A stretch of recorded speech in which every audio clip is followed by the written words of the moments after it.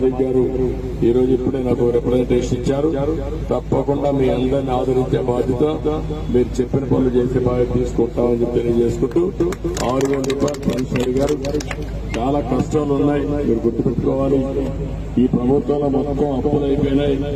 నాకే ఆశ్చర్యం వేస్తుంది, ఏమైనా చేయగలుగుతామా లేదని కూడా అనుమానం ఉంది.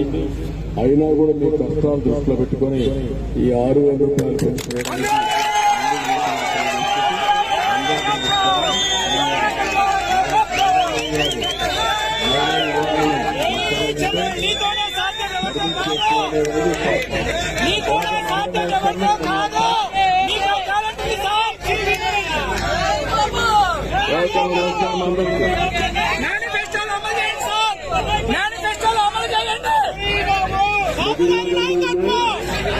మిగిలినవన్నీ ఉన్నాయి. అవన్నీ కూడా పరిశీలించి ఎంతవరకు అమలు చేస్తాం